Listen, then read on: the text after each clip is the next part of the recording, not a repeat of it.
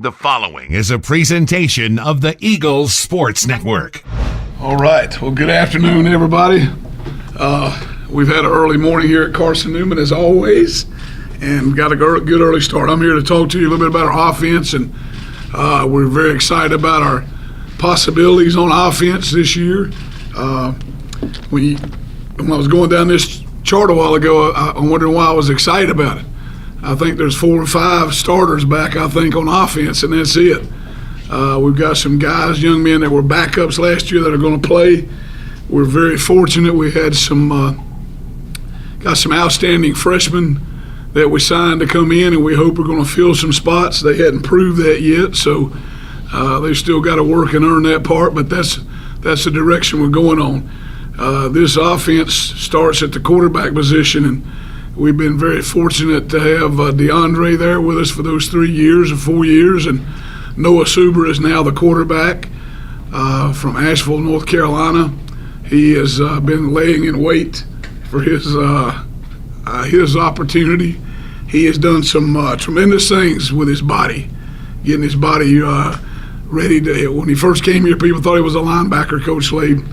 And he's developed himself now, and he looks like a quarterback, looks like an athlete. We've got Antonio Wimbush, we've got Jamal Jones and Montavious Taylor back at running back. We've got some other guys back with them that played some last year, but those 3 were part of the featured backs last fall, so we're excited in that area. Offensive line, we returned 2 out of the 5 starters, so we got to pick it up at that position. We've got some guys filling in. We got some freshmen vying for positions. So we're in a hunt right there. We got some things we got to get fixed in a hurry. I told those kids this morning in the offensive meeting before we went out that they realize 2 weeks from today we'd be going through a walkthrough. Wow. So day before the game, yeah, the walkthrough the day before the game. So it's getting urgent right now. At wide receiver, we've got as good a group of talent, we think, as maybe we've ever had there. We got some playmakers, and we're excited about those people. And Noah Suber is very capable of getting the ball to those people. So we've been working hard in that area.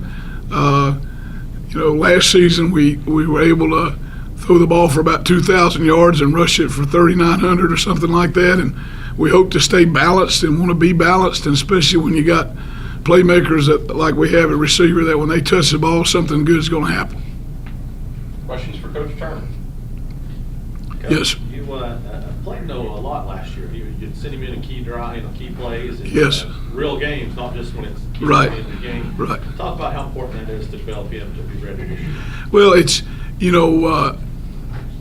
tell those kids, all of them here. They were entitled to play in high school, and it's a privilege to play here. And he's a guy that, he had his struggles just like a lot of kids have when they first come to college. And he has earned the playing time that he got last year. He earned that. He produced during that playing time. But, yeah, that's invaluable to a guy that can come out and say, well, he went through spring practice, but he's also had time under center when it counted. So that's a very important part of him. When was the last time you had this much turnover on offense? I think it was 7 starters and pretty much, almost every touchdown you scored last year, probably 80% of them right. Graduated. It's been a while, and it's pretty sad, too, Adam. You know what I mean? But it's pretty sad. But I think we got some guys that are really hungry, those young running backs like Antonio Wimbush, and, Jamal's going to be a senior, I think, and then Montavious. Those guys were starters right in there last year. We got Aaron Seward and Lonnie and some guys there at those positions that can be playmakers for us. So, we've got to just keep coming together, like Coach Sparks does, just keep coming together right there and keep working to be in one way. Right now, their attitude is great. They work hard. They're pulled together. They're working as one, and it's a pretty special group. Pretty special group. Carson-Newman coming off scored 60-plus points in 3 games last season. I mean, just talk about this offense and how much of a threat they can be to opposing teams. Well, most of that gets back to them players too. You know what I mean? We've been very, very blessed. You know, we've had running backs and we've had receivers and quarterbacks and had offensive linemen. I guess the thing I like about the option the most is that it's not about one guy. Okay, it takes 11 people to play this, and this guy is not going to be the star without the other 10. But we've had people that the more we can stay balanced, okay, the more that we can attack down here with the option, then the more balanced we can be and the bigger threat that we can be. And then running the ball, I mean, you talked about balance, but still, I don't think it's any secret that running the football is something that Carson-Newman does really well. We're going to run the football, brother, I promise you. And how important is that? I think that's critical in football. 20 years ago, 30 years ago, and today, and tomorrow, and the next 5 years, and the next 10 years. I think you got to run the football to win when it comes down the road. There are certain conditions that you get into that you better be able to run the football. But I think that Coach Slade will tell you it's a lot about possession. How long can you possess the ball? How much time can you run off the clock? And he's been in some places, he'll tell you that. But, the longer we can keep the football, obviously, that's what we tell our kids about taking care of the football. You know, if we take care of the football, we got a chance to score. If we don't have it, we don't have a chance to score. Bush seemed like he, obviously not to you guys, but to us, on the depth chart, he kind of came out of nowhere last year when he first started getting touches and playing, and obviously kept playing anymore because he kept doing so well. Talk about his development from last year to this year. Who are you talking Bush. Hey, Antonio, he's like one of those streaks. He came back this year and he's wearing a lot of neon, and I was trying to get him and Coach Clanny to get me with his shoe producer so I could get some. But he's a young man he's got that lightning in a bottle type guy. Okay, he is quick as a cat, and he's really, I tell you what, you really tell about a player that he's talented. Yes, he touch the ball, yes, he go score, but he's also he's worked to get strong enough to be a better blocker. And that's a very unselfish part in this offense.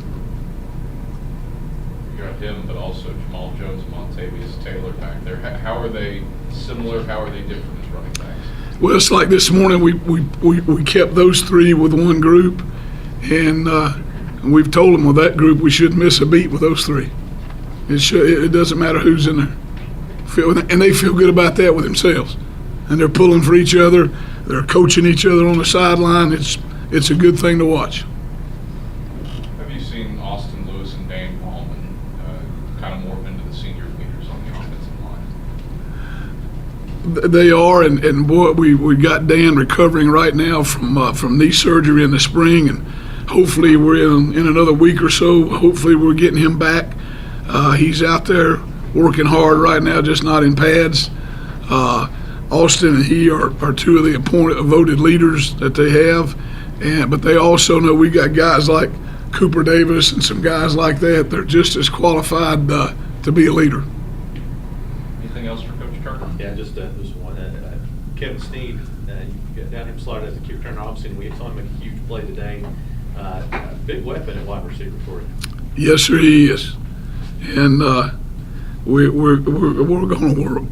That's what I was talking about, those guys at wide receiver. We got some people, if they get their hands on the ball, they can be dangerous. And he can be dangerous if he doesn't catch it. All right, he can scare somebody if he can get behind them.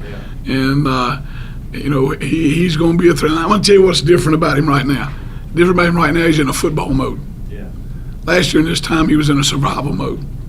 And right now he's in a football mode. He's involved in it, and he's learning all parts of it. But, yeah, that's one of those things that's get him the ball. That man's been hollering at me all summer, fall camp, about getting him the ball. When you got a guy like that with that kind of world-class speed, is it kind of difficult to start the basics of football and kind of get him into that mode? No, it hadn't been. Yeah. It hadn't been. He is.